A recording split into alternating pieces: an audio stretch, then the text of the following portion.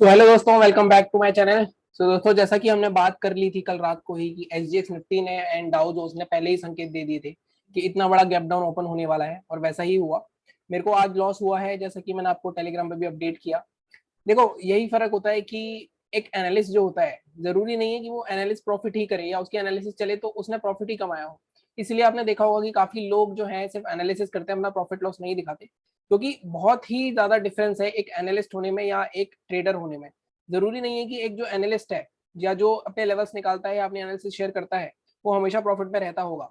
लेकिन मेरा हमेशा से मानना रहा है कि मैं चाहे प्रॉफिट में हूँ चाहे लॉस में हूँ, मैं आपको जरूर दिखाऊंगा।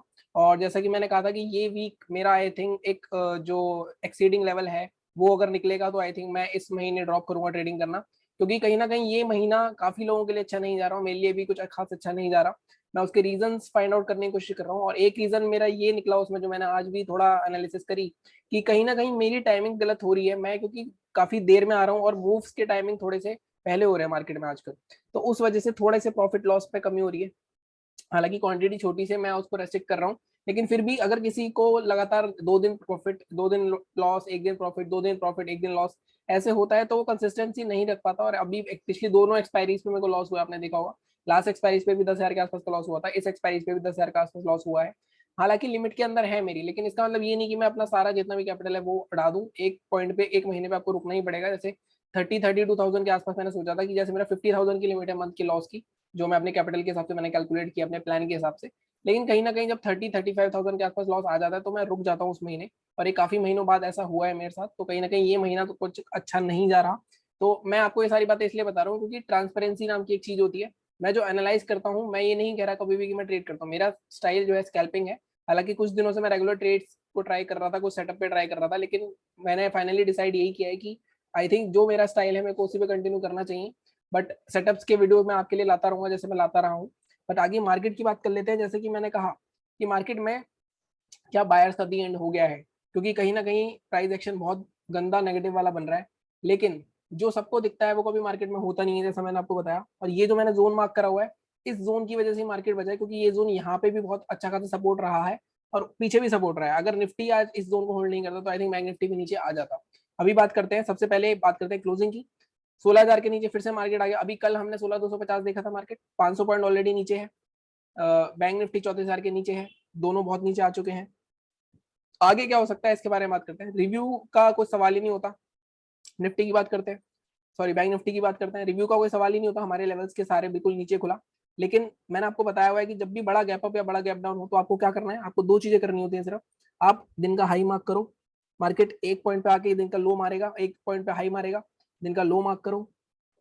और जिस साइड भी आपकी 5 मिनट की कैंडल क्लोज हो, मैं इसको 5 मिनट के चार्ट पे कन्वर्ट कर देता हूँ, चाहे ऊपर की तरफ क्रॉस करके क्लोज हो चाहे नीचे की तरफ क्लोज हो। आप देखो यहाँ पे नीचे की साइड क्लोज हुई, आपको इसके लो के नीचे शॉर्ट करना था, यहाँ स्टॉप लॉस रखना था। और आपको अगर बैठने की आदत है, जैसे मेरे को बैठने की इतनी आदत नहीं है, पहले मैं ले लेता था ट्रेड, लेकिन जब से मैंने स्कैल्पिंग करनी शुरू करी तो आपको वो एक ट्रेडर का बिहेवियर चेंज हो जाता है। तो कहीं ना कहीं जब मैंने पैसे देखे हुए हैं, मैंने 2 मिनट में 15,000 भी देखे हुए हैं, तो जब इस तरह का बिहेवियर हो जाता है तो दूसरा स्टाइल अपनाने में थोड़ा सा बहुत दिक्कत होती है, जो मेरे को हो रही है आजकल। तो उसी वजह से थोड़ा लॉस है। तो आई थिंक मैं कोशिश करूंगा कि मैं उस लेवल पे बाद में आऊँ। हालांकि मैं वो चीज भी कर सकता हूँ, लेकिन उसके लिए मेरे को थोड़ा सा टाइम चाहिए होगा। ठीक है, अब आगे की बात कर लेते हैं कि आगे क्या हो सकता है। 15 मिनट के चार्ट पे चलते हैं। देखो, सबसे पहले मैं आपको डेली चार्ट पे एक चीज दिखाता हूँ कि डेली चार्ट पे हमारा क्या बन रहा है। अब डेली चार्ट पे काफी लोगों ने जब ये दो ग्रीन कैंडल आई तो बोलना शुरू कर दिया बॉटम बन गया, बॉटम बन गया। मैंने आपको साफ बताया था कि जब तक मार्केट में ये वाला जोन, ये कौन सा जोन है, ये हमारा जोन है 34,800, ये वाला जोन जब तक ब्रेक होके क्लोज नहीं होता डेली चार्ट पे, तब तक कोई भी मार्केट में बाइंग एक्टिव नहीं होगी। क्योंकि कहीं ना कहीं वहां पे इस तरह की जो ट्रेंड लाइन आ रही है, इस ट्रेंड लाइन का ब्रेकआउट होगा, देन ये रिटेस्ट करके ऊपर जाएगा, तब हम कह सकते हैं कि मार्केट यहाँ तक दोबारा पहले जाएगा, उसके बाद दोबारा अपने जो भी स्विंग आइज लगा सकता है।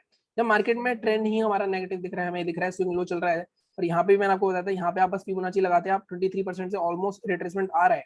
और उसके बाद मार्केट यहाँ पे नीचे आया है। कल जिसने शॉर्ट पोजीशन बनाई होगी आई थिंक उसकी तो बल्ले बल्ले हो गई होगी आज सुबह ही। तो कहीं ना कहीं मार्केट का ट्रेंड नेगेटिव है। अब मैं आपको एक और चीज दिखाता हूँ। मार्केट नीचे आया, यहाँ पे ऊपर लेके गया आपको, उसके बाद दोबारा से एक प्राइस एक्शन अगर मार्केट ने ये लो तोड़ा। अब अच्छी बात है कि मार्केट के पास एक सपोर्ट और है हमारे पास। अभी मार्केट में बैंक निफ्टी में दी एंड नहीं हुआ है, बैंक निफ्टी में, क्योंकि मार्केट में एक सपोर्ट और है हमारे पास 32,000 का। यहाँ तक मार्केट रुक सकता है। अब कल मार्केट यहाँ आ सकता है क्या, ये कहना थोड़ी जल्दबाजी होगी कि कल यहाँ आ सकता है, उसके लिए हमें छोटे टाइम फ्रेम पे जाना है। लेकिन अभी हमने कौन से लेवल्स मार्क करें, अभी हमने ये लेवल्स मार्क करेंगे मार्केट में, अगर ये जोन टूटता है तो मार्केट में ये आ सकता है, तो कल का लो, आज का लो टूटता है तो मार्केट में ये जोन आ सकता है। तो मैं इसको भी मार्क कर देता हूँ, इस वाले जोन को भी मार्क कर देता हूँ। ठीक है, ये दो मैंने मार्क कर दिया। अब छोटे टाइम फ्रेम में चलते हैं, हमारे लेवल्स क्या रहेंगे एंट्री एग्जिट के। तो देखो 15 मिनट के चार्ट पे ये लेवल हमारा बिल्कुल इंटैक्ट है।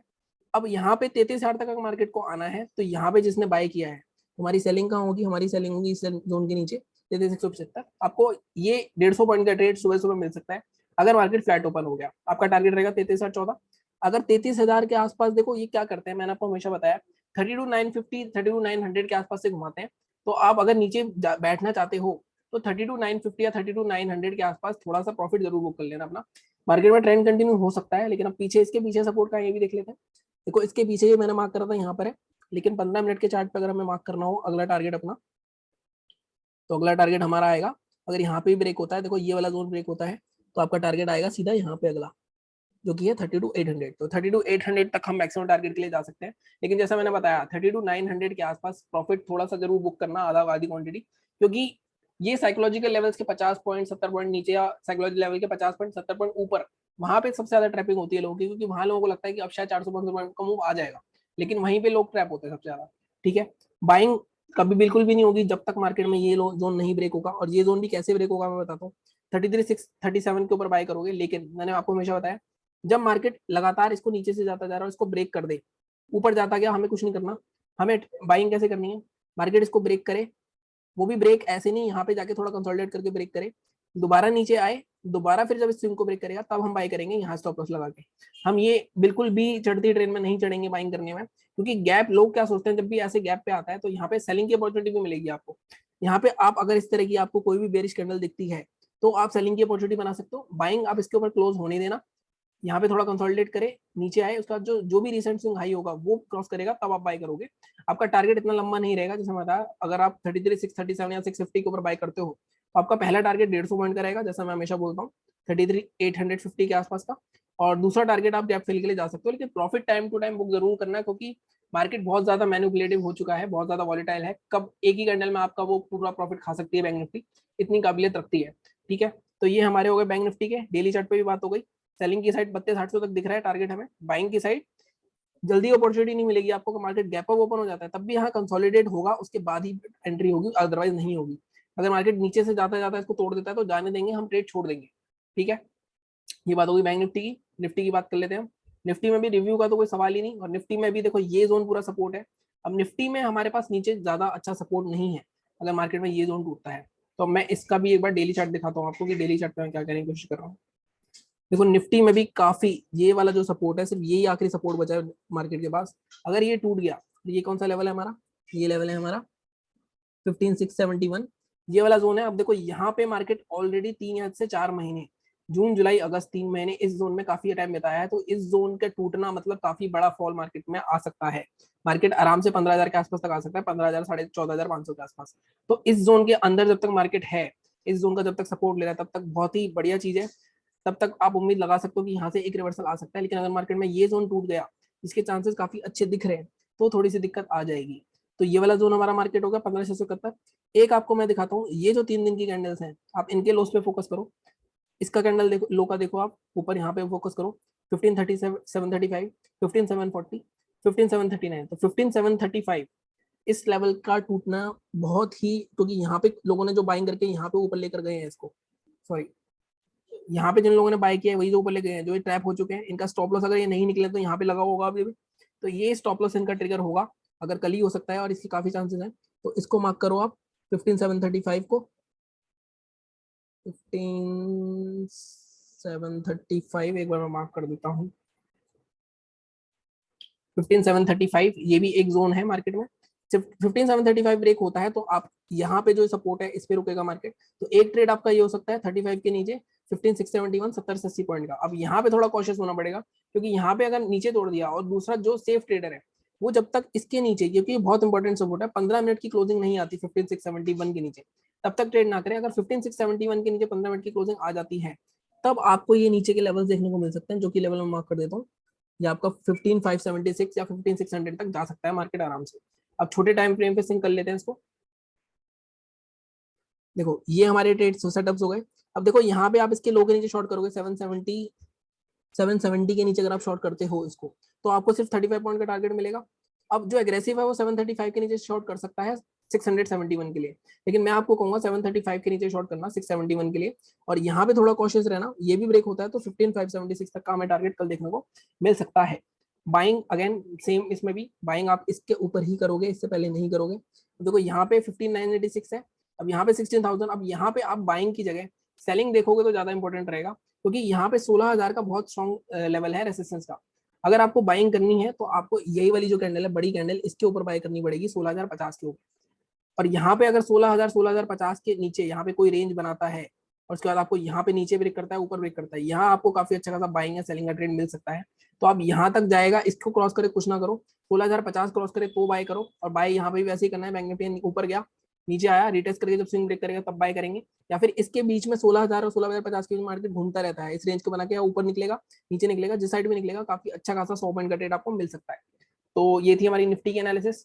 तो यही है आज की एनालिसिस, ध्यान से ट्रेड करना। मैं आई थिंक, देखो मैं करना तो चाहता हूँ ट्रेड, लेकिन कहीं ना कहीं मैं अपने रूल्स से थोड़ा खिलाफ हो जाऊंगा, क्योंकि कहीं ना कहीं अगर मेरा 50,000 का कैप है तो मैं पूरा नहीं लगाना चाहता बिल्कुल भी मार्केट में इस महीने, इसलिए मैं थोड़ा ब्रेक ले रहा हूँ। बैक टू बैक लॉसेस हो तो आपको ब्रेक ले लेना चाहिए, और ऐसा भी नहीं कि मेरी क्वांटिटी छोटी है, मेरी क्वांटिटी भी बड़ी है, मेरी एक्सपायरी भी बड़ी होती है, तो अच्छे खासे दिन के 10-12 हज़ार के लॉस हो रहे हैं, तो वो लॉसेस कम्युलेट हो सकते हैं काफी अच्छे खासे। तो इस होप पे कि नहीं रोज ट्रेड करना है और कल हम प्रॉफिट कर लेंगे, कल मैं डबल क्वांटिटी लगाऊंगा नहीं, मैं इतना तो आई थिंक परिपक्व हो चुका हूँ ट्रेडिंग में कि मुझे पता है कब क्या करना है। तो इस तरह से आपको थोड़ा सा, अगर आपको भी बैक टू बैक इस महीने लॉस हो रहे हैं तो आप इस महीने का ब्रेक ले सकते हो, लेकिन वो ब्रेक इसलिए नहीं कि मार्केट में अब मैं दोबारा आके वही गलतियां करूंगा जो पहले कर रहा हूँ। आप इस ब्रेक के पीरियड में अपने आप को एनालाइज करोगे, जैसे मैं थोड़ा एनालाइज करूंगा मेरी क्या कमी हो रही है कि ऐसा बैक टू बैक लॉसेस हुआ। काफी लोगों को हो रहे हैं, लेकिन हमें अपने आप को देखना है, ठीक है। तो अगर आप देख रहे हैं पहली बार तो आप सब्सक्राइब कीजिए, सपोर्ट करते रहिए चैनल को। Thank you so much.